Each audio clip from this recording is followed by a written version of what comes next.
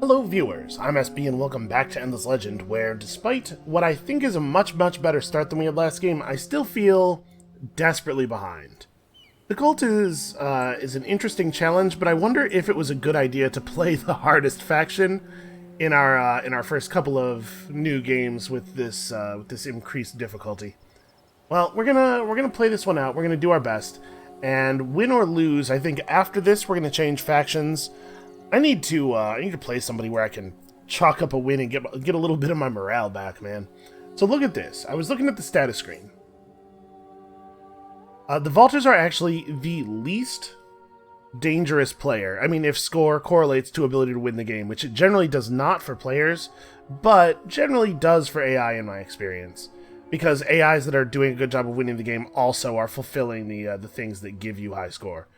But look at this! Possibly the least threatening player in terms of winning the game internally, also by a huge margin the most militarily advanced player that we are aware of. So of course this is the one we're going to fight. The thing is, the question is not do we get aggressive now, but rather how we get aggressive now. We must do something. We cannot allow our neighbor to continue growing in power faster than we are growing in power. That's obviously going to end in tears for us. I don't know exactly what to do about it. His city doesn't have that much fortification, but it's enough that we wouldn't be able to take it with an equally sized force. But we can't. There's no way we get a numerical advantage, right? We'll have to watch his units very carefully. We have to attack when they're far enough away from the city that we can hit the city and just get its garrison. And we're going to need a lot more units before we can do that. In 5 turns, we have meritocratic promotion coming up, and that's kind of got to be when we do it, right? That's our local maximum as far as relative power goes. But in 5 turns, I'm sure he can produce 50 units. Yeah, this is a little bit frustrating, but I'm pretty sure there's no way for us to win this war. Rather, he has to lose it. If you understand what I'm saying. Like, if he just decided to play defense, there's actually nothing we could do. We have to hope that he makes a mistake, and then we capitalize on the mistake. So we need more units. We have 2 Nameless Guard. We have 2 Nameless Guard. This is our 2nd Nameless Guard. Okay, we're probably going to need a little bit more than that. Out of curiosity, how do my archers compare to his? 127 life, 50 defense, 66 attack, 48 damage. Yep, his are just better in every way. Considerably better in every way. Like, each of his guys is one of my guys and a quarter or something.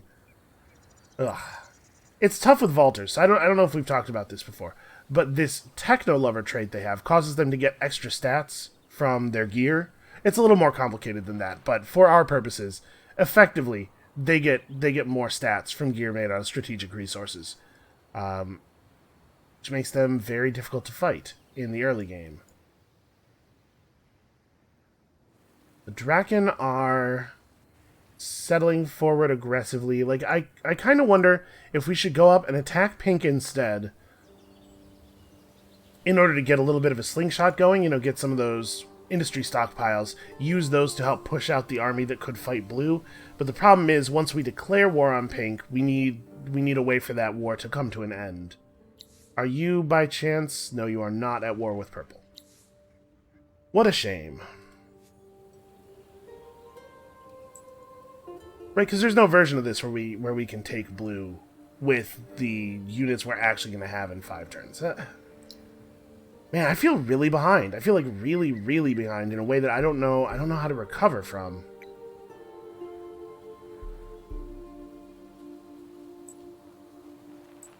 We're definitely going to need more archers. But we just need a lot more units in general. We need to have more dust. Like, it cannot be the case that I'm constantly having to assign people to dust. We get our next 15 turns in both villages, really? The spawn times for these villages were not synced before, right? I wonder if... Because 15 turns is the maximum time period, right? I wonder if there's a bug where when you load the game, it sets all of your villages to 15 turns until a spawn. We didn't see a lot of spawns toward the end of the last game, did we? Man. Also, apparently there's a bug where you're paying way more dust upkeep for converted villages than you're supposed to. It's possible we just... it's not a good idea to be playing cultists right now.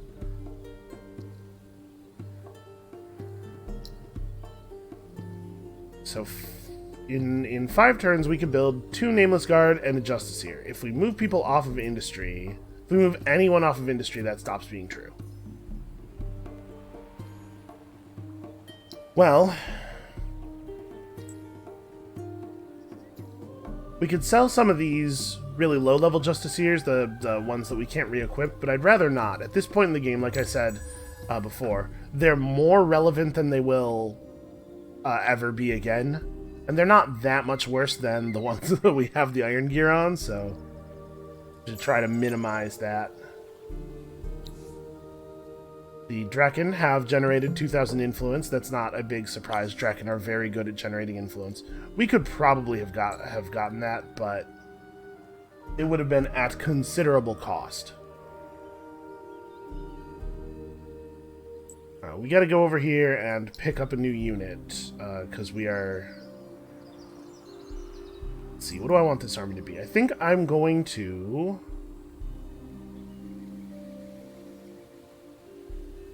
I think I'm going to swap all 3 of these units into the garrison and pick up the 3 units that are currently in the garrison. I guess these Justiciars aren't actually better because we haven't been able to retrofit them. But, like, these are better units. I'm going to sell the Preacher, I think. We actually, like, the Preacher is actually a very low value, and he'll allow us to continue focusing on Industry a little bit longer. So move 2 of these units in here. Swap these 2 out. Just a little bit of fiddliness here. You 2 get in the garrison. Okay, so now we're only losing 18 per turn, which is cool. It's not quite good enough, unfortunately.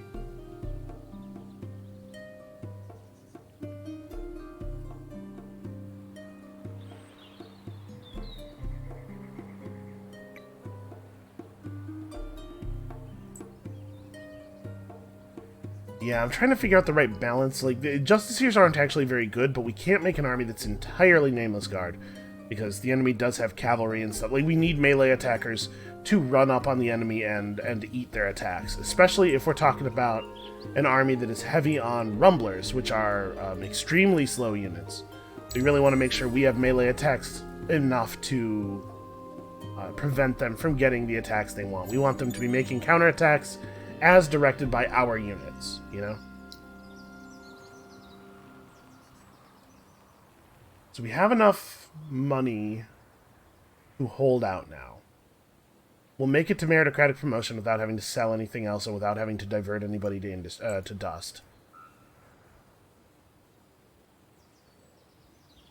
Also, I don't know why our research time is fluctuating so strangely.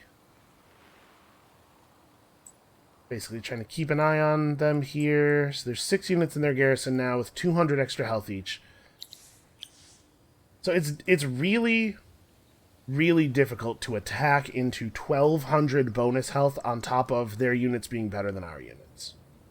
But we also can't really sit here in siege without having to fight a whole bunch of extra guys, because all of their armies are going to come home as soon as their capital's under siege. Not really sure how to deal with that. Don't have a good answer here. I really wish that we could just, like, expand some more, that we could... Oh, wow. Well, this is aggressive.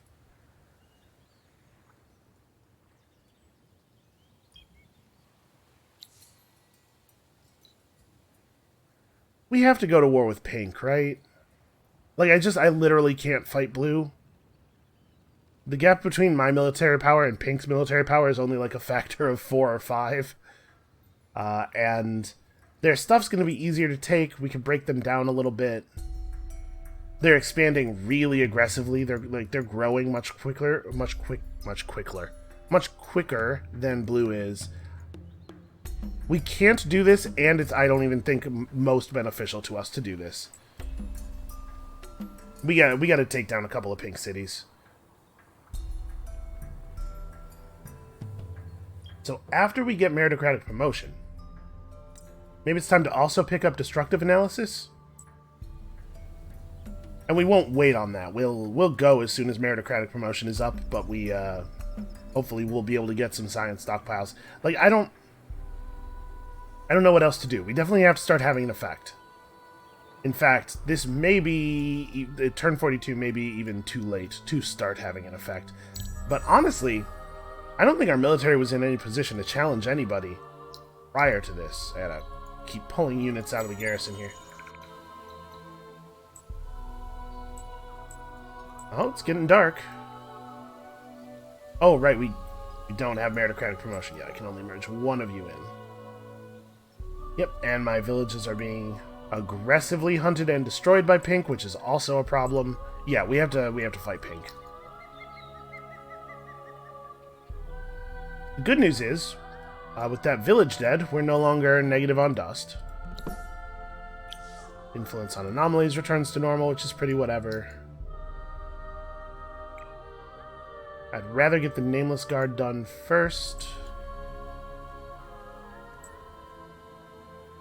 So right now this army is looking like a little archer heavy, I suppose. I think we're going to pull all the bodies, though. We gotta roll up here in force. So we know they have military units nearby because they're using them to kill my villages.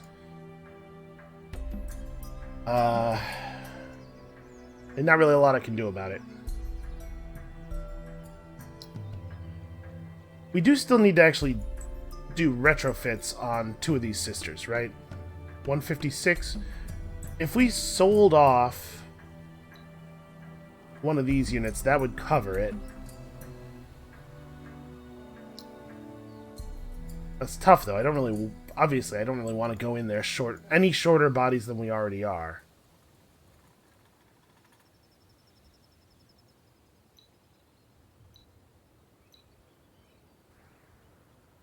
And actually, this unit, you can tell, because it's more expensive, this unit actually has Tier 2 gear on already, so this is as good as the Justiciar 2 that we're talking about retrofitting into. We just don't have any other saleable resources, unfortunately. Can I...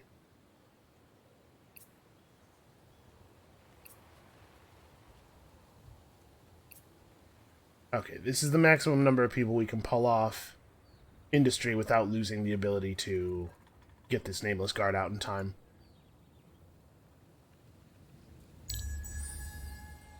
So we'll be able to do 1 retrofit on this turn. And the other one's just not happening, I guess. Oh, sorry, we'll be able to... Yeah, right, I'll be able to search this ruin right now and probably make the amount of dust we need. So our minor faction units are buffed. We discovered a trinket that is very expensive to equip but makes the whole army invisible, I believe, which is cool, but really not what I needed at this moment.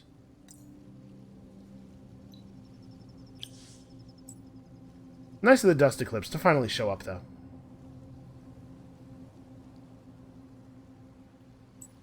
I'm trying to figure out, like, how much... I don't want to delay our attack, but we can reroute a little bit. This army will still be able to get into reinforcement position. Really would love to find some dust. Okay, cool, a crossbow. That's also not dust.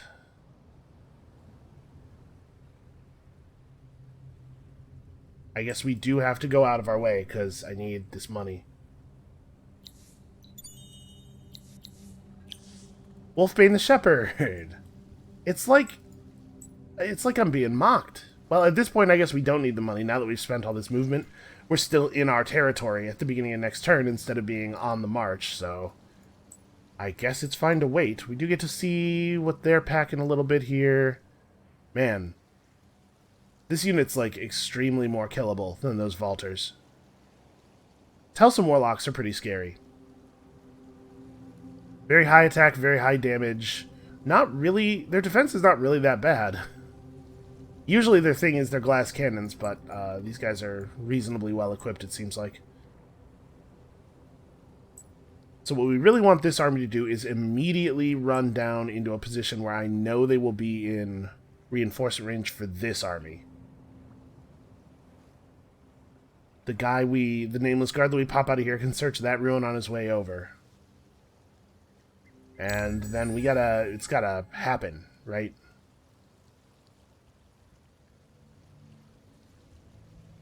It seems like their force is pretty broken up. I don't think they're expecting us. We can take advantage of this right now, but it has to be right now, pretty much.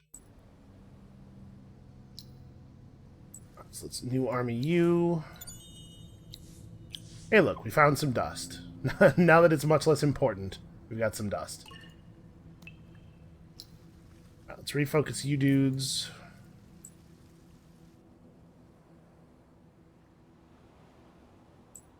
How do I want to do this? What I really want to do is take this Nameless Guard and this Justiciar into that army, I think. We run in, we declare war, run in here, kill this force, just to put them, put them short-handed a little bit, and then go take the city right away, or we could just blitz the city, but I'd really prefer not to attack the city while this army is in position to defend it. So obviously we don't need more units getting fortification bonuses. Let's see what they do. That will determine our path.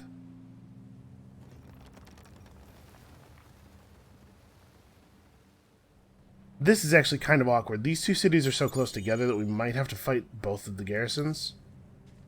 Oh, okay, well the Vaulters declared war on me. So now we have to play defense. We're gonna die. Like, can I do that? Can I defend against them?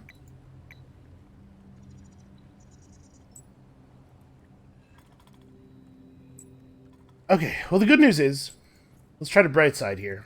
The Vaulters coming to attack us means that we're more likely to be able to kill their units because we'll be close enough to our city to get the garrison reinforcements and stuff.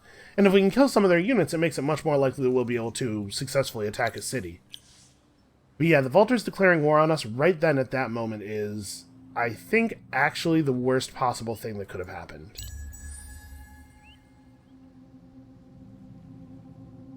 In terms of our momentum.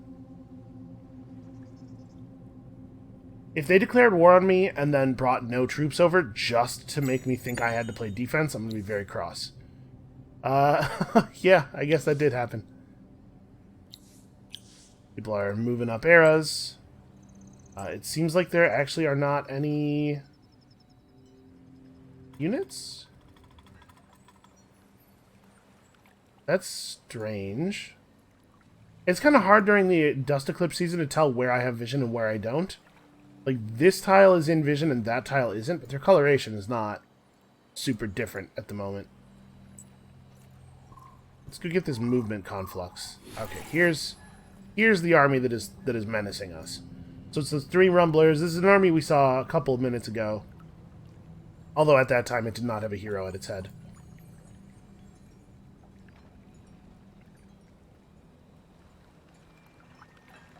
I'm trying to figure out, do we want to try to run over there and initiate on them? Like, we'll get all of our units in.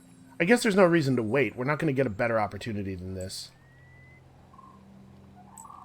I definitely don't want to initiate on them with this little army. I want to make sure that we're coming in with the big force first. Okay, here we go. If we can't defeat this army right now under this circumstance, then we probably can't win this war. Hey, this is a high value version of this thing for us at the moment. Come on, go get him. Okay, so The Draken have defeated 10 armies of other empires. They're apparently doing quite well. They're at war with green, I'm assuming? Yeah, this was definitely green. Alright. I think we want this army to come in before Arindla. So we're more likely to lose these units this way, but we're also more likely to actually deal damage. That Nameless Guard is valuable. Alright, let's try it.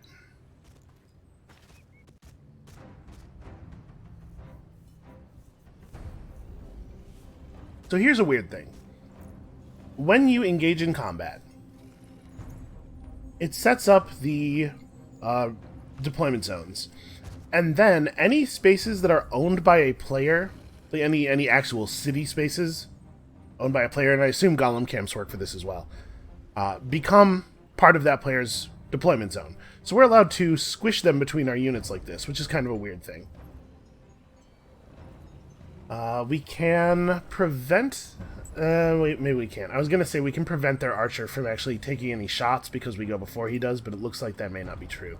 Also, they've deployed this unit over here where he will not get to be part of the battle, so that's very nice of them. These are definitely bad setups, though. Like, we don't want all of our melee over here. We need somebody to make sure that we're hitting their rumblers. It's important for us to hit the rumblers. They have stun 4 and beam. So, when they attack, it hits the space they attacked, and then you draw a line from the attacker through. It hits the 2 spaces behind as well. And stun 4 is a 40% chance to stun. But both of these things only work on attack, not counterattack. So we need to make sure we're hitting as many of the rumblers as we can. So this rumbler gets grabbed here. And this Dawn Officer is going to get an early turn, which is tricky for us. But I guess these two probably do want to be here. We need to do our best to stop the enemies, and then we can just put an archer behind them. Somebody's got to be over here to stop that guy. This guy is irrelevant, which again is a real blessing. Trying to figure out where I think the safest spot for the rest of these archers to be is.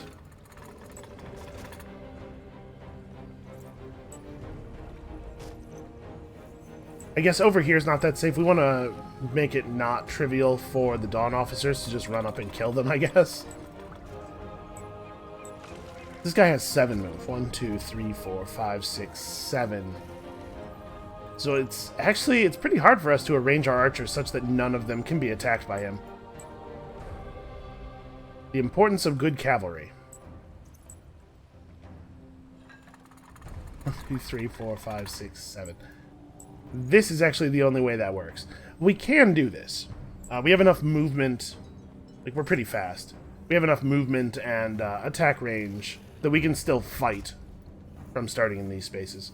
Alright, so the Dawn Officer doesn't get to clip any ranged. This is important in part because he just, has stats. But secondly, he also has Range Slayer 4. By the way, the fact that they have capacities at 4 means that they're using, at the very least, Adamantian and Palladian weaponry. Alright, let's try it like this. Do we actually need this? I'm wondering if people coming in from the reinforcement slots are going to be good enough to pull this off. Now, this is fine. This is fine. Okay, camera. Felt the need to make a move there. So the plan is going to be... Oh, why do you only have 2 moves? Oh, because you're not part of Rockstriker's army, which means you're not getting the bonus move. That's not ideal.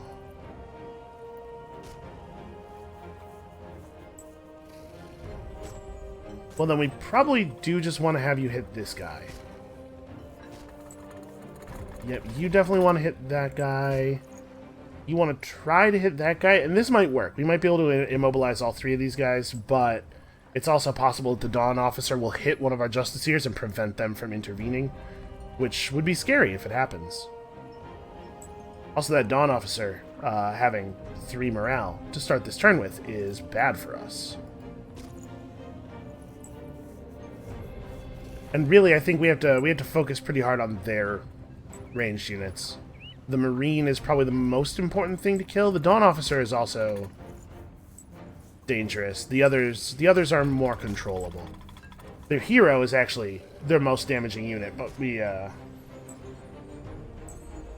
hero's the most damaging unit and also actually has lower health than Marine. Can we reasonably, like, we'd have to stand here to be able to shoot her? We can't gang up on her the way we can gang up on the Marine. So I'm gonna try to run, like, deep into their backfield if I am allowed. Take shots at this Marine. I believe the way these dust clouds work is that they provide defense but lower the lower melee attack inside of them. I think it's okay to shoot out of them. I do wish that Weather Spaces kept their tooltips. And we are not seeing the weather debuff, even though this person is in one. Yeah, the weather space is losing their tooltips in combat is a little bit of a bummer. That's really something they should have fixed a long time ago. So actually, it's probably this Nameless Guard is going to be the thing that gets attacked by the Dawn Officer, right? I think that makes the most sense for them. So you should... You're not going to be able to run over and hit that guy. You should probably actually come over here. I'm going to actually just target the Dawn Officer. Oh, okay. I'm a little surprised.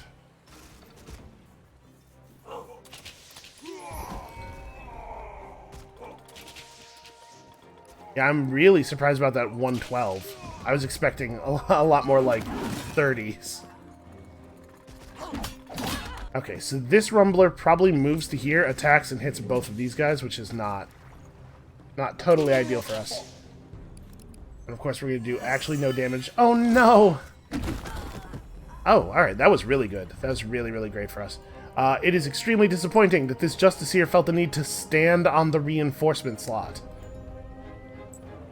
So do we want to burn their hero down now? Their hero's definitely the most damaging unit they have left. Yeah, let's...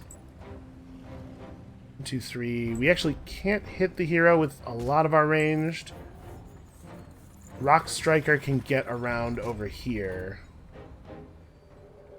It's tough to know who's going to be available to do what, actually. Maybe we should take out the Dawn Officer instead, just to remove that.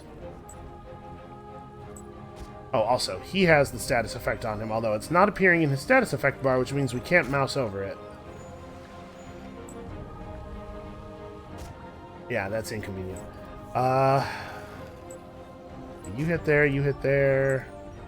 You do your very best to hit here. You're not going to be able to...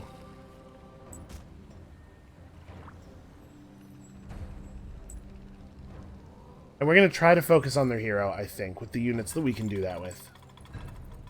This guy's going to actually be part of the battle soon, which is worrying, but I don't really have a way of doing anything about it. Okay, that guy's dead. That is certainly going to reduce the pressure we can put on that hero.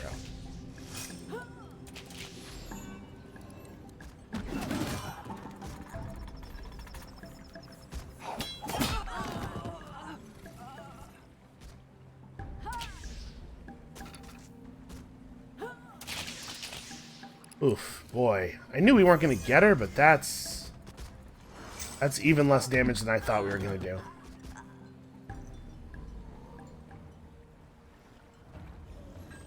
Well, this is grim.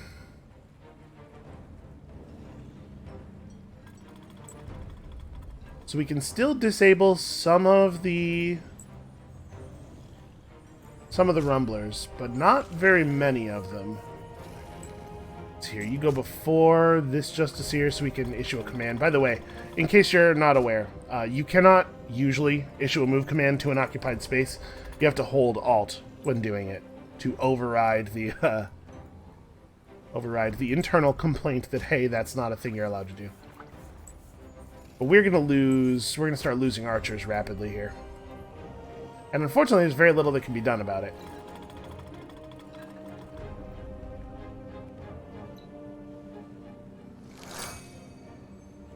Their Dawn Officer elected not to take a turn, which seems like a strange play to me. Justiciar sacrifices herself nobly for the cause. Oh my god, you guys. Come on. Just, like, try a little bit.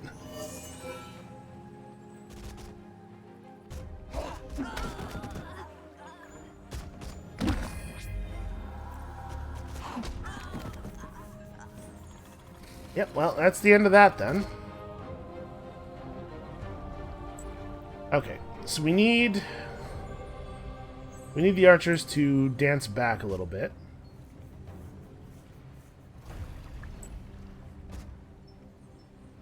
I'm going to start refocusing. Alright, so then your job is to occupy that space and attack him. Your job is to... boy. I guess, yeah, run forward and attack here. Good luck, sir. You have to get him. You have to just get close to this side, and then the militia are streaming in now. So hopefully we can get a couple of kills before this wraps up. Oh, that sucks, actually. That's extremely bad. Because our hero is dead now. I guess our hero was dead anyway.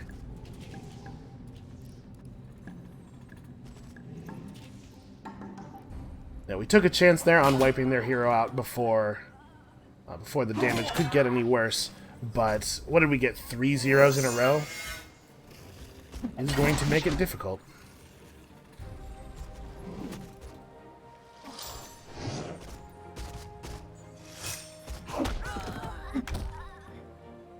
Alright, well, they're not rolling a lot of stuns. We're getting pretty lucky, actually. They're rolling fewer stuns than they should be. Considerably below expected value.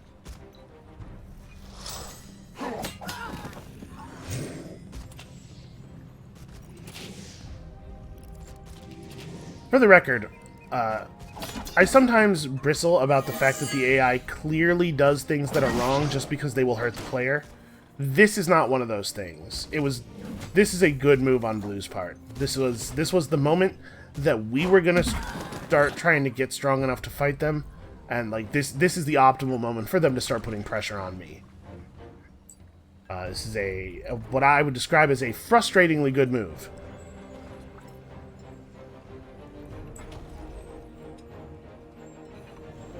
Okay, the archers. I mean, we're probably gonna get that guy, but that's the last kill we'll get this battle. And our forces are shredded.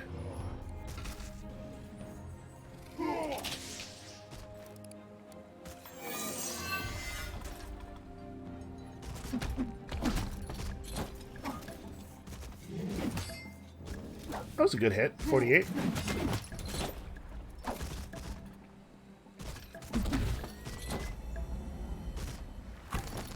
Get that beam. Okay, so we lost almost everything. They lost 2 units, and everything else is at like half health. And then they attacked us again, which is definitely the right move. Thing is, I think we wanted this fight as well. I would have preferred to get the Justiciar into this army first, but we gotta wrap this up now. If we can manage to pull this off and put them in the ground, that's a big win for us in terms of survivability. So we can cheat a little bit on this one because this guy only has 2 move, and we have a nice rock formation here to put between us and him. I think we're gonna have militia to run up to here. How do we position this? I guess this is actually good enough. So we can all fire on this guy and he can't get to any of us this turn. We gotta put the healthiest Nameless Guard here because they have to survive a hit from the hero. But yeah, we might be able to bring this guy down. If we can bring him down in 1 turn, that would be really good.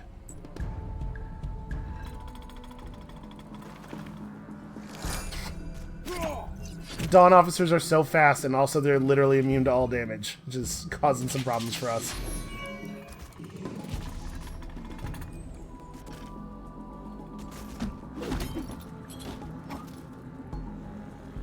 They positioned their units really, really badly. Which is going to be our only potential saving grace here. Both of the heroes last standed, so they are fighting with 1 HP, which means they are not part of the battle. I need you to block that guy. You make sure you hit him. My suspicion is that this guy's going to go to here and attack that archer, which means he's not going to be attackable by the Justiciar, so I guess we just do this.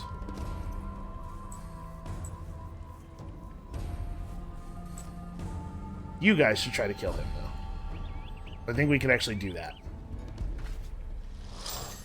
And he's going to kill that archer, probably. Oh, 99. Of course, he takes 0 damage on the counterattack.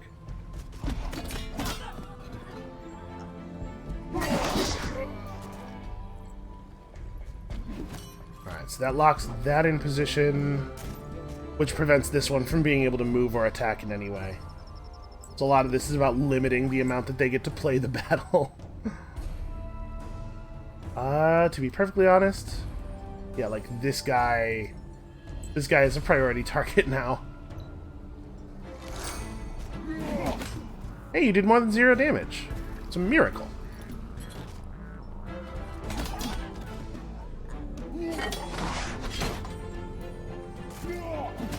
Why? Why would you do... whatever. It would have been so much better for that guy to run down here so that this guy could have also attacked that unit. So he's going to kill the hero now. And possibly not even die for it. Yeah, man, we're dead. Oh, he didn't go after the hero. That's a questionable decision, I think. Turns out it doesn't matter. Maybe he knew that he couldn't take damage, and so it wouldn't matter how he did this. Well, he's taking advantage of his charge there. He did still manage to die. If I had told our hero to back all the way up,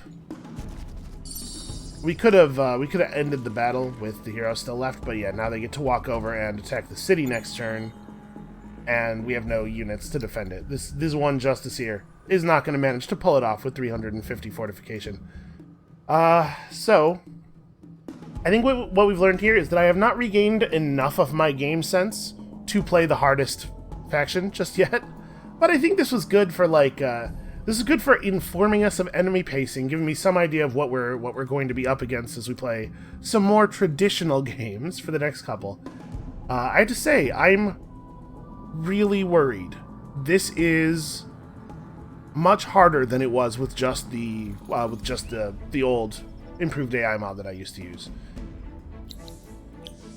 There's like actually nothing we can do, right? We definitely have to let this Justiciar finish. We're not going to be able to get another thing out. There's nothing for me to sell. I can't just get a big dust infusion. And there's no way they're going to negotiate for peace because they're in the triumphant state. Well, that's a loss. You know, I felt like we had a much better start this game, but we're dying a lot faster. That doesn't really have anything to do with the quality of our start. It has more to do with the fact that I moved closer to an AI before settling. Oh no, a dearth of dust. Well, that would have killed us. Are you really not going to attack? Okay, I was going to say, what is the benefit of waiting here? Alright, we have a mission. This Rumbler must pay. Oh, those cowards.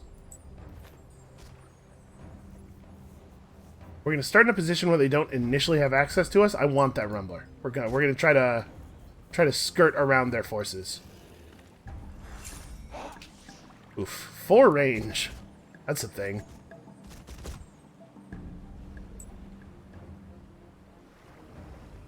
Okay, unfortunately, this forest is very inconvenient. We could just run over there and attack him. Pretty sure he has bonus defense right now, though. I want him to come forward. I mean, he's going to have bonus defense no matter how we do this, because he's going to end up in the forest. But the forest bonus... Boy, I wish I could mouse over this and see what it did, or that it appeared on his status effect bar, or anything.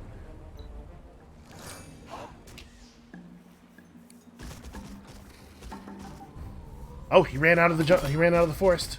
No, the stun. We're not even gonna get to attack once. By the way, you're definitely supposed to get a counterattack on the attack that invokes the stun.